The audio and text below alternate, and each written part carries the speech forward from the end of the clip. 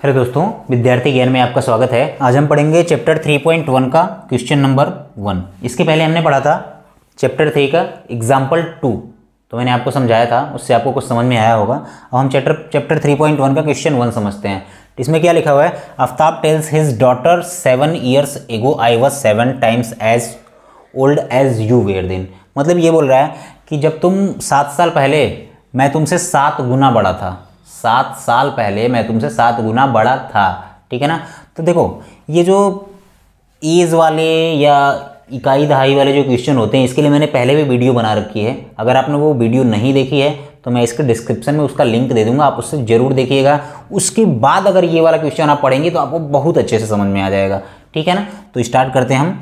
तो क्या देख रहे, तो पहले हम क्या सपोज करेंगे कि आफ्ताब की जो एज है वो x है और उसके डॉटर की जो एज है वो y है, ठीक है ना। ये दो वाला पॉलिनोमियल है, इसलिए आपको मैं आपको x और y करके समझा रहा हूँ, ठीक है ना।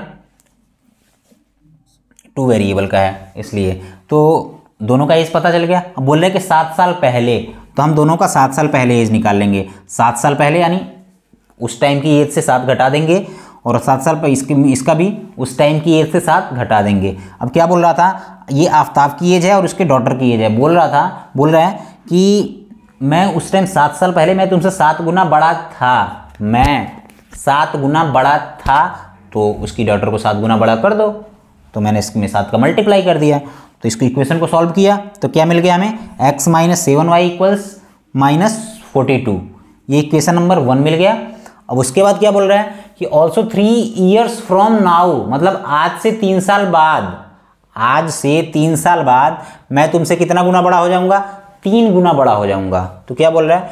तो हम क्या करेंगे? 3 साल बाद की एज ज्ञात करेंगे। तो x था, तो 3 साल बाद x + 3 हो गया, और ये 3 साल बाद y + 3 हो गया। तो हम क्या करेंगे? x + 3 y + 3। बोल रहा है कि 3 गुना बड़ा हो जाऊंगा मैं, तो डॉटर को 3 गुना बड़ा कर दो। जो हो गया उसको तो छोड़ दो, जिसको बड़ा करना उसको बड़ा करो। तो x + 3 = 3y + 9, इसको मैंने सॉल्व किया तो x - 3y = 6 मिल गया। क्या बोला था इसको? एक तो अलजेब्रिकली रिप्रेजेंट करना है और ग्राफिकली। ये तो हमने अलजेब्रा के रूप में डिफाइन कर दिया, इक्वेशन नंबर 1 और इक्वेशन नंबर 2 अलजेब्रा हो गया। अब इसको हम ग्राफिकली डिफाइन करेंगे। तो हम क्या करेंगे? इसके पहले जो क्वेश्चन बताया उसी सेम टाइप का क्वेश्चन है। यहाँ पे भी हम x और y की वैल्यू निकाल लेंगे पहले वाले इक्वेशन से, और दूसरी इस वाले इक्वेशन से भी y की वैल्यू निकाल लेंगे, ठीक है ना। तो एक बार x की वैल्यू 0 रखेंगे तो हमें y की वैल्यू 6 मिलेगी। x की वैल्यू -42 रखेंगे तो y की वैल्यू, इसके पहले ही मैंने बताया था कि जो मैं रख रहा हूँ x की वैल्यू, वही आपको भी नहीं रखना है। आप कुछ भी रख सकते हो, कुछ भी रख सकते हो। हम इसलिए कुछ ऐसा पर्टिकुलर नंबर रखते हैं कि जिससे इस इक्वेशन y की वैल्यू एक सिंपल नंबर मिल जाए, तो हम इसको ग्राफ पे आसानी से डिजाइन कर सके, दिखा सकें, ठीक है ना। अब बहुत रैंडम नंबर ले लोगे तो थोड़ा सा पॉइंट में नंबर आएगा, इधर उधर करना पड़ेगा, थोड़ा सा डिफाइन भी नहीं होगा। ग्राफ पे हम सही से उसको दिखा नहीं पाएंगे, दिखा तो लेंगे बट थोड़ा सा इधर उधर हो जाएगा। तो इसलिए हम ऐसा नंबर लेते हैं कि वैल्यू उसकी जो एकदम सिंपल आ जाए। तो हमने -42 इसलिए लिया कि इसमें से 42 माइनस करेंगे तो x की y की वैल्यू 0 आ जाएगी। वही हमने यहाँ पे भी किया है, x की वैल्यू 6 रखा तो y की वैल्यू 0, और x की वैल्यू 0 रखा तो y की वैल्यू -2, ठीक है। तो इसके पहले ही मैंने बताया था, ये x एक्सिस होता है पॉजिटिव वाला और ये x एक्सिस माइनस वाला होता है। ये y एक्सिस पॉजिटिव वाला होता है और ये y एक्सिस निगेटिव वाला होता है, ठीक है। और ये होता है ओरिजिन। यहाँ की वैल्यू जो होती है वो 0, x की भी वैल्यू 0 होती है और y की भी वैल्यू 0 होती है ना, क्योंकि ना ये x एक्सिस पे होता है ना y एक्सिस पे होता है, ठीक है। तो हम इसको डिफाइन करते हैं। अब यहाँ पे क्या, x की वैल्यू 0 एक बार मिली तो हमें y की वैल्यू 6 मिल गई।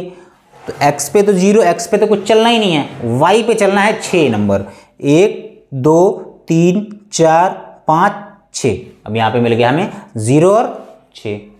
x की वैल्यू -42 है और y की वैल्यू 0 है, और इन दोनों को मैंने क्या किया, 10-10 का डिफरेंस लिया। ये 10 है, ये 20 है, ये 30 है, ये 40 है और ये 50 है। तो 40 और 50 के बीच में 42 होगा, तो हमने मान लिया यहाँ पे 42 है।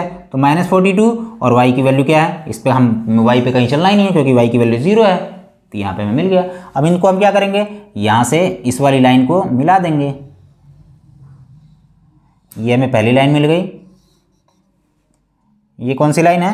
x - 7y = -42, x - 7y = -42, ये पहली लाइन मिल गई हमें। अब दूसरी लाइन पे क्या है, x की वैल्यू 6 है, y की वैल्यू 0 है।